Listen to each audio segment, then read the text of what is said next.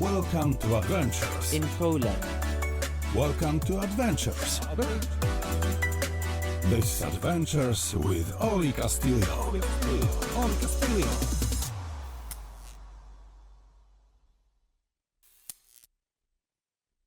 Dzień dobry, nagbabalik ang Adventures with Olcho para ipakita ko sa inyo ang aking trabaho for almost 10 years or 10 years. 10 years na talaga.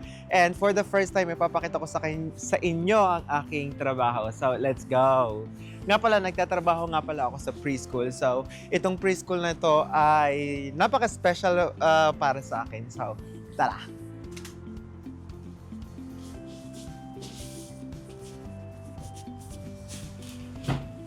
So, yan.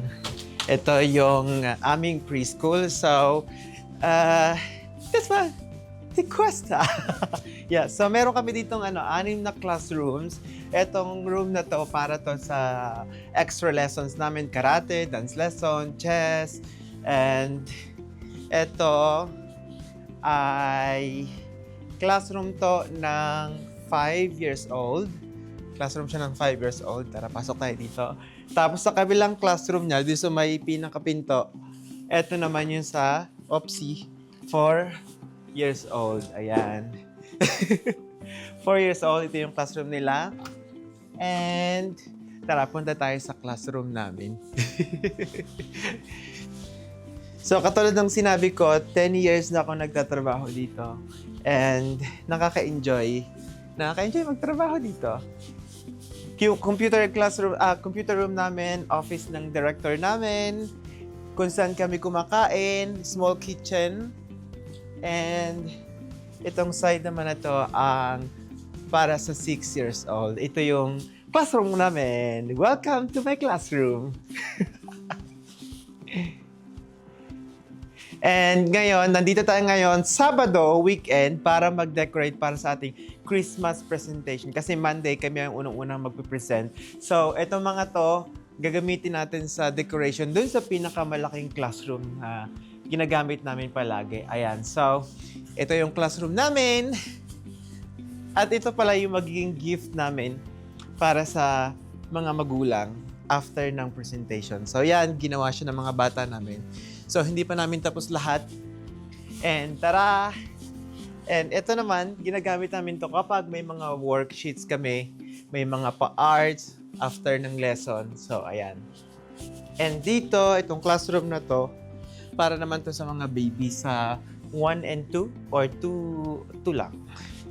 Tapos ito, classroom to nung isang Filipino. So, isang Polish, 2 foreign. Ito yung pinaka-classroom nila. Ito yung ginagamit namin pag may mga event na invited ang mga family or parents, grandparents. And ngayon, ito yung ating gagawa ng dekorasyon. So, ito siya ngayon. And mamaya titingnan natin kung mag-iiba ba yung area na to. So, let's start our job for today. So, katulad ng sinabi ko, ngayon ay magde-decorate tayo. So, let's start our job. 5, 4, 3, 2, 1. Yeah. Okay, so nalipat na natin yung mga ready nating decoration. So, isasabit na lang natin siya dito. So, let's start. And Merry Christmas. Okay. What first? First, I need to hang this one. Okay. So, start tayo sa paghang. And, yeah. Ito ba yun? Ito yung the best ever na ginagawa ko dito sa trabaho. Yung mag-decorate. And, nakakawala siya ng pagod, actually. Kalmado. Yun nga lang, ouch.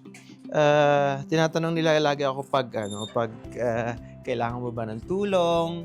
So, ang ginagawa ko, alam mo yung, ito yung nagpapakalma sa'yo.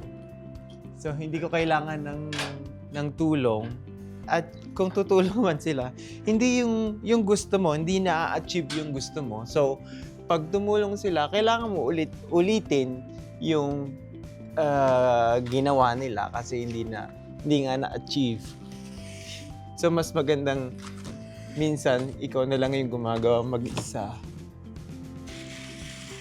Para hindi siya hassle sa time. Kasi uulitin mo pa ulit yung ginawa nila. Yan. Siguro, ito yung... Pero nung nag-start ako sa trabaho na to, hindi ko alam kung paano gumawa ng mga ganito hanggang sa sobrang talented nung katrabaho ko dati na Polish. So, napaka-creative niya. So, nung lumipat ako dito sa branch na to, in-apply ko lahat yung natutunan ko sa kanya. So, nung na-apply ko, mas okay. So, ito ilalagay natin ngayon. So, ready na rin siya. Ginawa ko na rin siya. Yung title ng event. So, iahang lang natin siya dito. Ako ngayon si Mr. Monkey. Akyat ng akyat kasi. Monkey. So, itali muna natin siya dito para makita natin yung... Oh, my G. Okay.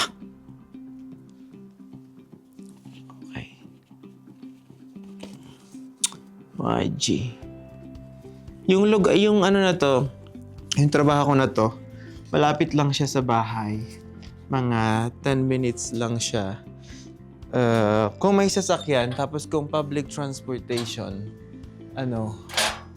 kailangan mo ng 30 minutes, nandun na yung mga 20 minutes, sobra namang, mga 20 minutes. Yeah. So, kailangan ma-achieve natin, mapantayin natin to.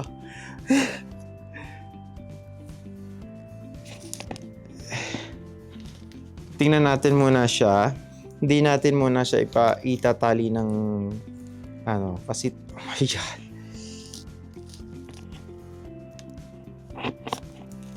Para ma-adjust pa natin siya. Diba?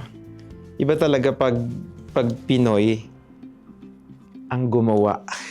No? Napaka-creative natin mga Pinoy, no? Check natin kung pantay ba siya. Hindi siya pantay. Hindi siya pantay, so kailangan natin siyang itaas itong kabila. So ito, minabilis na natin yung natanggal. Minabilis na natin yung katulad ng sinabi ko kanina, mga ready na siya. Kasi, ayoko may stress kapag yung parang ilang araw na lang, tas doon ka gagawa ng decoration. Ako yung parang pag may time, kailangan mag-start akong mag-decorate or gumawa para kabit-kabit na lang. So ngayon, yung idea na to, mayroon tayong balls, magiging pretend natin na mga snow siya. So dahil sa minsan nag-snow siya, so kailangan na natin mag-start maglagay ng mga ganito. And ayun, paano ba nag-start yung career ko dito sa preschool? So may kaibigan akong Pinay, nagtatrabaho siya sa preschool na to dati.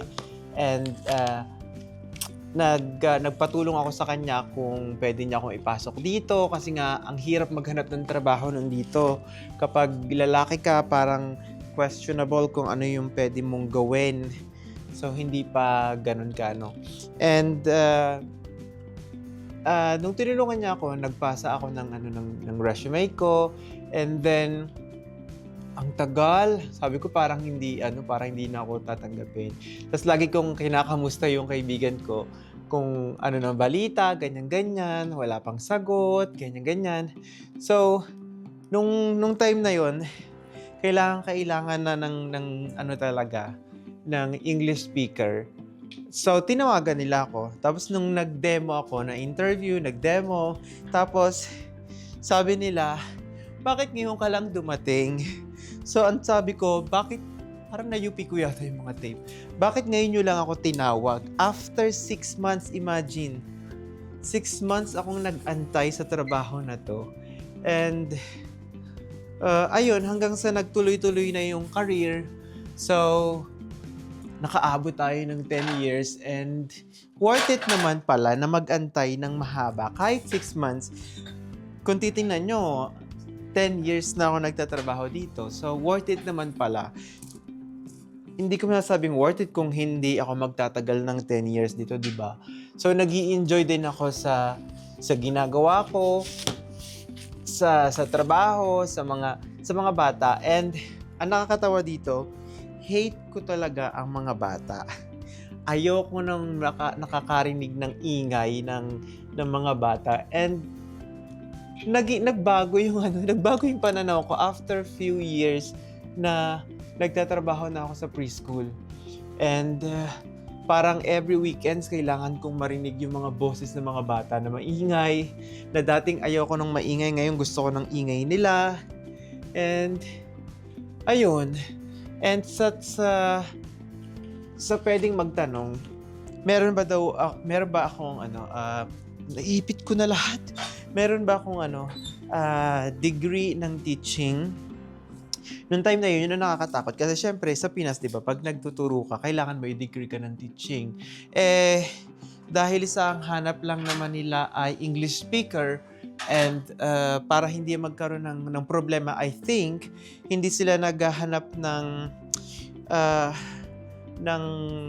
naghahanap sila ng qualified teacher, pero okay lang din sa kanila kung hindi ka qualified teacher. Kasi sa documents, siguro, yun ang naisip ko, sa documents kasi, hindi ka teacher, assistant ka, so hindi sila ganun ka-strict sa requirements para sa isang assistant teacher. So, ayun, so dahil sa wala akong degree ng teaching, so, assistant ang nasa documents ko. So every time na may document na kailangang nakalagay sa profession ko ay assistant ng teacher dito. Pero hindi naman siya hassle sa kung ikaw ay assistant ba or kasi hindi naman siya complicated na. Tsaka mas okay siya pag nag-a-apply nagpa-process ng documents. Wala na mga chuchu-chuchu na hinahanap sa'yo na ganito. Mga basic information lang. So, mas okay siya. Yan. And then, so ano pa bang pwede kong i-share? Kapag nagtatrabaho sa preschool, na-enhance ako ng preschool na to sa lahat ng bagay in terms of kung paano sana yung dulo. Kung paano magturo sa mga bata. And ang ginawa ko nung time na yun, wala akong kaalam-alam, wala akong history ng pagtuturo sa bata, wala akong alam kung paano mag-handle ng bata. Ang ginawa ko na lang, naging observant na lang ako sa katrabaho ko, na inoobserbahan ko talaga siya sa ginagawa niya, kung paano siya mag-lesson. And ayun, doon ko rin na-discover yung pagiging creativity na akala ko wala ako noon, dahil sa, syempre, sabi nga nila, kapag talented yung kasama mo, magiging talented ka rin. Madidiscover ka sa sarili mo na hindi mo alam na ganun pala. Ayun, hanggang sa nanood ng YouTube, paano magturo ng bata, and paano i-handle ang mga batang may ganitong ugali, ganyan-ganyan. So, dito kasi sobrang iba dito eh. Hindi pwedeng hindi mo masisigawan ng bata, ang daming hindi pwede. Ang dami nilang rights para sa mga bata, which is good naman. Sa Pinas din parang na-adapt na nila yung mga ganong rights para sa mga bata, para maiwasan ang child abuse, di ba? So ayun. So nung time na yun, marami akong na-discover sa sarili ko na yung mga bata nakakatulong sa pag-grow ko bilang isang foreign dito sa Poland. So syempre may iba tayong kultura dahil sa pakikisama mo lagi sa bata, araw-araw 8 hours ka ba naman nagtatrabaho. So nababago yung perspective ng ng buhay, 'di ba? Ayun. So nakakatuwa lang kasi sa lahat ng aspeto ng ginagawa ko ngayon, natutuwa ang management, ang buong management sa mga pinaggagawa ko. Super supportive nila sa lahat. So if ever na may ganito, sinusuportahan nila ako. Yun. Walang mga bawal-bawal, kesyo ganto-ganto, hindi. Nakakatuwa lang. Nakakatuwa din kasi nakakapagbigay ka ng inspiration sa ibang katrabaho mo. Minsan sinasabihan ako ng kaibigan ko na dahil sa ginagawa mo yan, nape-pressure na kami sa na gumawa ng mga pinaggagawa mo. So, kasi meron tayong kultura mga Pinoy, pag nagtatrabaho, trabaho talaga. Hindi yung parang kung kailan lang may nakatingin, dun ka magtatrabaho. Tayo kasi, meron tayo kasing pinapahalaga na trabaho is trabaho. Ayun, di ba? So, ayun, sa mga nagbabalak magtrabaho sa preschool, sobrang nakaka-enjoy. Yung katrabaho ko dito na Pinoy, na estudyante siya, na nakita niya to. Nung una nakita ko siya, akala ko Vietnamese nga siya. Na-interview ko na siya dito sa vlog na to. So, akala ko dati Vietnamese siya. So, hindi kasi ako palabati kapag hindi ko sure. Kasi hindi ko alam kung pareho ba kami ng jive o ganyan-ganyan. So, ayun. Nakakatuwa siya kasi creative din siya.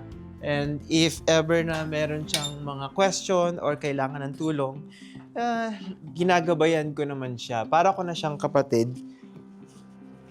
As in, nakakabatang kapatid. Nakakatuwa nga ang tawag niya lagi sa akin, kuya.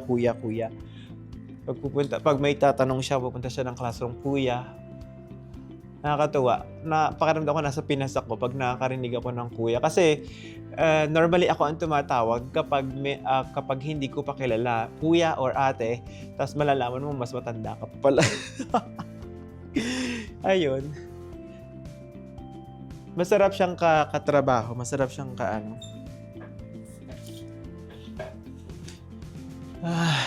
para tayong planeta. Bumubuo na tayo ng sarili nating planeta.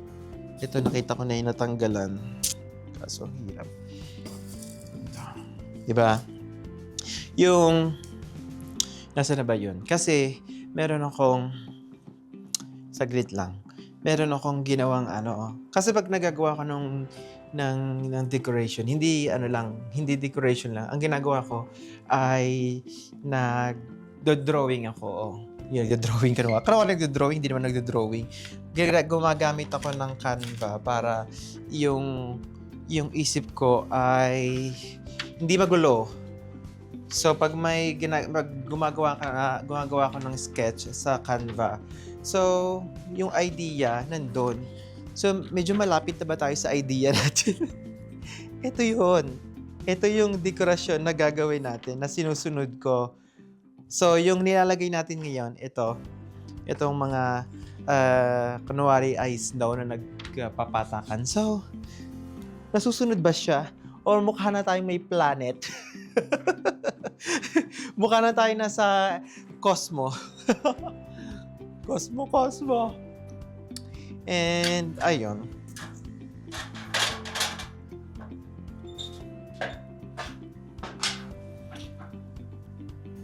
And sa mga ginagawa, pag nagagawa ko ng lesson, katulad ngayon, dahil sa pakiramdam ko, sa tagal ko na nagtatrabaho dito, gabay mo na yung mga pinaggagawa, kung paano gumawa ng lesson plan, ng lesson. So, nung nag-meeting kami, ng teachers meeting, kung ano yung mga plano namin, ganyan-ganyan. So, nagawa ko na yung plano ko ng lesson plan mula September hanggang June. Ayan, di ba? So, sobrang dedicated natin sa trabaho. Hanggang June, meron na tayong lesson plan. So, hindi na tayo nag-iisip kung anong gagawin. Yung parang pakiramdam ko kasi ang tagal ko na nagtatrabaho. So, kaya mo nang gumawa ng ng mga materials mo. So, gamit-gamit ko rin ang Canva kapag gumagawa ako ng mga flashcards, ng mga worksheets para sa bata. So, ang dami kasing pwedeng gawin sa Canva.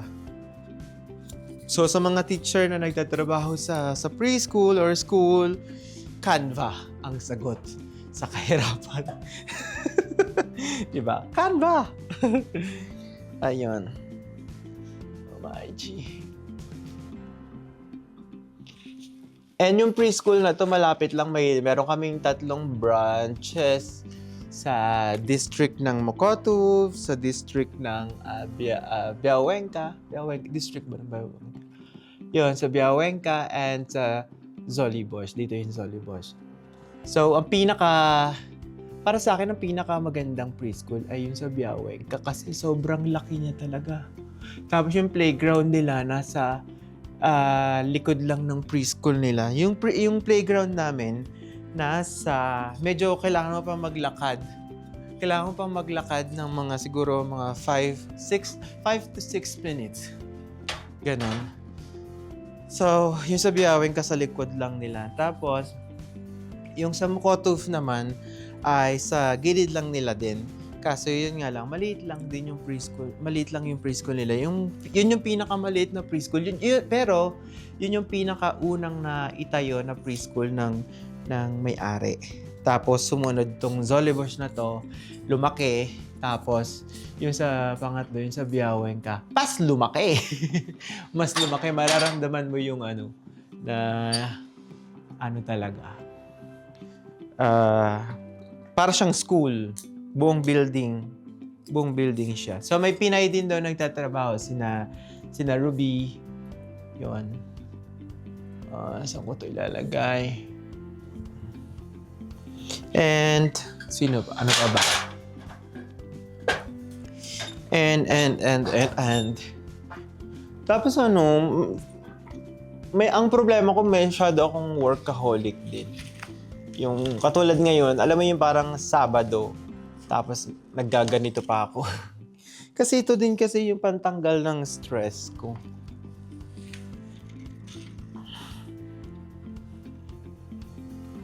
Tapos minsan nagagastusan pa ako. Yung parang minsan nahihiya na ako sa management kasi may faktura kang ibibigay, may binili ka para sa decoration. Alam mo yung parang hindi ka naman obligadong mag-decorate ng ganyan. Hindi ka naman obligadong. Tapos ang expenses ng ang laki-laki. So minsan nahihiya ako. Kasi, alam mo yun, sobrang bait ng may-ari. And parang ayoko namang abusuhin yung mga ganong So, kung kaya kong tumulong para sa ikagaganda at para sa okay. And kaya pala, maikwento ko lang, kaya pala nung inantay kong trabaho na to ay 6 months kasi ako yung unang lalaki na hinire ng preschool. Tapos hindi pa nila alam kung okay lang ba sa mga magulang. Kaya pala, yun pala yung rason kung bakit nila ako matagal na hindi tinawag. Yun pala yung rason. Hindi agad nila, kailangan nila munang mag-consult sa mga magulang kung okay lang ba. Siyempre, isipin mo, preschool yung mga bata. Tapos, minsan may mga suot pa na diaper. Sa preschool namin, meron kaming daycare. So, 1 to 7 kami or 1 to 6. So, pero yung kinausap ko yung pinaka-director ko dati na ang pinakabatang hahawakan ko ay 3 years old kasi ayokong magkaroon if ever ng problema sa magulang kasi nga yung mga 3 years old meron pa dong mga naka-diaper minsan. So, ayoko magkaroon ng problema. So, every time na matatapos yung bata ko, gagraduate sila ng 7, automatic, magkakaroon ako ng panibagong grupo na 3 years old. Yun. So, kapag yung mga batang mag-grade 1, kailangan meron silang sila sa preschool na naka-attend sila ng preschool. Parang sa atin, kinder, tapos para mag-grade 1. So, dito, ganun din. So, Yung mga bata, hindi namin tinatanggap pag hindi pa kayang maglakad, hindi pa marunong maglakad. So pag kaya na maglakad ng bata, doon pa lang pwede ang bata magpa-register. Pero pag hindi pa, wait pa. Ayun. Sobrang saya ng Pero syempre sa future, gusto mo nang mabago din minsan yung trabaho mo kasi yun lagi ang ginagawa mong trabaho isipin mo naman 10 years. Parang gusto mo na rin naman ng panibagong lifestyle. Kumbaga, isang achievement na yon na naka 10 years ka para sa management at para sa'yo. Diba? Ang gandang experience dun para sa'yo. Naka 10 years ka sa isang company. Diba? Gandang experience dun sa ilagay sa CV na pwede ka maging magkaroon ng loyalty award. Yun. So marami na rin naman nakaka 10 years dito. Yung isang Pinay naka 10 years na. Naka 10 years na din. Marami na naka 10 years dito. And bakit Pinay ang karamihan na gusto ng company na to, ng preschool na ito kasi sa dedikasyon nga na binibigay ng mga Pinoy na parang hindi pa nila nakikita sa ibang lahi. So mga Pinoy pag sinabing trabaho talaga. So yung expectation nila ay natutumbasan pa nabibigay pa ng 100% ng mga Pinoy, di ba? Ganun tayo mga Pinoy. Mamaya na ulit. Ang dami kong daldal. Parang hindi ako natapos. So ayan, natapos na natin ang ating decoration for Christmas show para sa ating Monday. Kasi yung grupo ko ang unang magpe-present ng aming Christmas show. And hindi ko alam kung gaano katagal ang pagtatrabaho ko. Nag-umpisa ako ng maliwanag. Ngayon, madilim na. And ito yung ating from this to this.